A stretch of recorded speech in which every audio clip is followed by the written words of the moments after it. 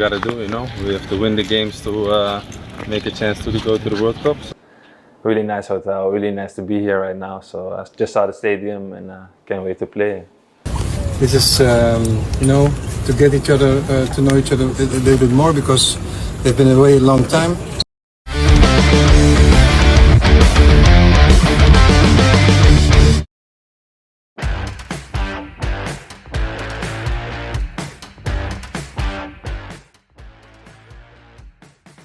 Pulau Bali tak hanya jadi destinasi wisata, tapi kini juga jadi saksi awal perjuangan Garuda.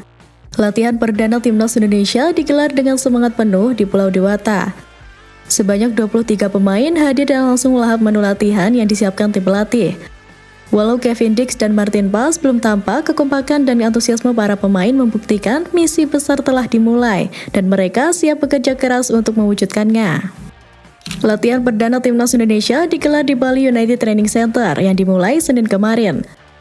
Dari 32 pemain yang dipanggil, 9 diantaranya belum bisa hadir. Dikutip dari Detik Bali, beberapa diantaranya yang belum hadir adalah messengers, Martin Pas, Kevin Dix, J.I. Zels, dan Calvin Verdong. Mereka akan menyusul rekan-rekannya yang lain secara bertahap. Dalam latihan hari pertama, Timnas Indonesia baru menjalani menu ringan. Maklum, para pemain masalah dalam kondisi kelelahan akibat jet lag dan letih berkompetisi. Di tengah deru langkah para pemain muda, ada sosok yang kembali membawa pengalaman dan semangat, Stefano Lillipali. Vano mengaku senang bisa kembali memperkuat Timnas Indonesia dan berambisi raih 3 poin lawan Cina di kualifikasi Piala Dunia 2026. Bahagia saya bisa kembali bersama Timnas. Bahagia. Lillipali juga memuji fasilitas lengkap pemusatan latihan Bali United yang membuat pemain nyaman. Lillipali kali terakhir memperkuat Timnas Indonesia pada 2023, tepatnya saat Indonesia menang 2-0 atas Turkmenistan di laga persahabatan. Ini menjadi momen penting bagi Lillipali untuk unjuk gigi di depan pelatih Patrick Kluivert.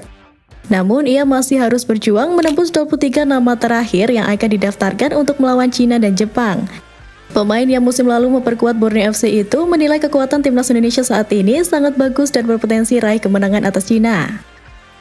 Kalau saya lihat skuad Timnas sekarang, kita main home juga, kita harus ambil 3 poin lawan Cina, itu sangat penting. Kita harus menang di situ, kita kasih maksimal. Pando memuji skuad Timnas Indonesia yang didominasi pemain keturunan yang saat ini berkiprah di kompetisi sepak bola Eropa. Ia juga mengaku menonton laga Timnas Indonesia saat tak dipanggil. Dari pertandingan tersebut terlihat kualitas permainan tim Garuda yang sangat menjanjikan. Skuad Timnas Indonesia juga dinilai pemain 35 tahun ini diisi pemain-pemain muda menjanjikan. Beberapa di antaranya adalah Marcelino Ferdinand dan Ivar Jenner.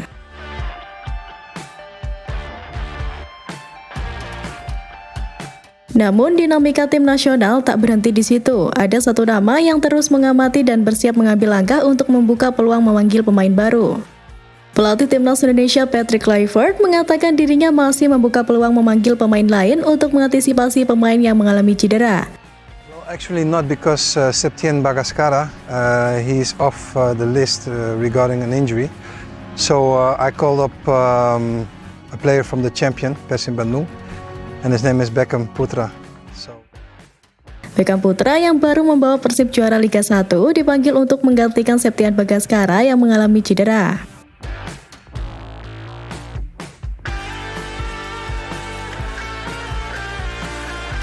Sementara skuad Garuda sibuk menempa diri di Bali, kabar mengejutkan datang dari pihak AFF. Piala AFF 2026 akan menggunakan wajah baru di mana perusahaan mobil asal Korea Selatan Hyundai akan menjadi sponsor, berbeda dari edisi sebelumnya. Selain sponsor, beberapa perubahan juga terjadi. Salah satunya adalah waktu pelaksanaan di pertengahan tahun di mana sebelumnya di akhir.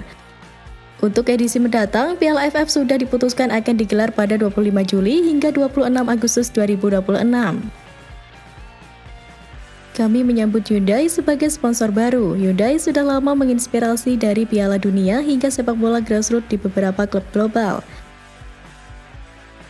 Presiden Hyundai Motor Asia Pasifik Sandy Kim bangga bisa menjadi bagian dari Piala AFF, kejuaraan sepak bola bergengsi di ASEAN. Sang legenda sepak bola Timnas Indonesia, Bambang Pamungkas, juga turut menyambut kehadiran Hyundai sebagai sponsor Piala AFF yang baru. Dukungan Hyundai disebutnya merupakan bukti bahwa AFF terus diminati berbagai sponsor. Bagi Bambang Pamungkas, membela Timnas Indonesia salah satu momentum luar biasa termasuk di Piala AFF. Perjalanan Timnas Indonesia di Piala AFF langganan final gelar masih jadi penantian. Sejak digelar pertama kali pada 1996, Piala AFF dulu bernama Tiger Cup menjadi turnamen bergengsi antar negara di kawasan Asia Tenggara. Di antara para peserta, Timnas Indonesia menjadi salah satu tim yang paling konsisten tampil di fase akhir. Bahkan 5 kali menembus partai final. Namun, gelar juara yang dinanti-nantikan jutaan pendukung setia Garuda belum juga kunjung tiba sampai sekarang. Timnas Indonesia mencatat final pertamanya pada edisi 2000 yang digelar di Thailand. Lalu, Timnas Indonesia kembali mencapai final saat menjadi tuan rumah bersama Singapura. Tahun 2010 menjadi salah satu edisi paling dikenang. Di bawah arahan pelatih asal Austria, Alfred Riedel, dan diperkuat nama-nama seperti Bambang Pamungkas, Christian Gonzalez, Firman Utina, dan Okto Maniani, Indonesia tampil superior di fase grup hingga semifinal. Namun, di final leg pertama di Kuala Lumpur, Indonesia secara mengejutkan kalah 0-3 dari Malaysia.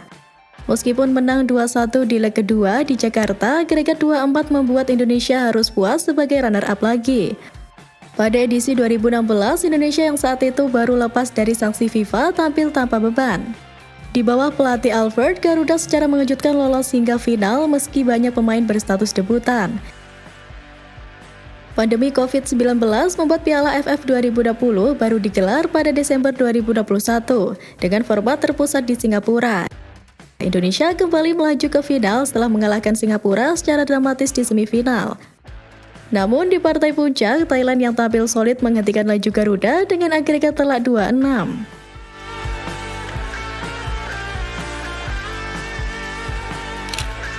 Dan seakan tak pedulikan AFF, oleh Romani ajak supporter Garuda beri dukungan menuju Piala Dunia.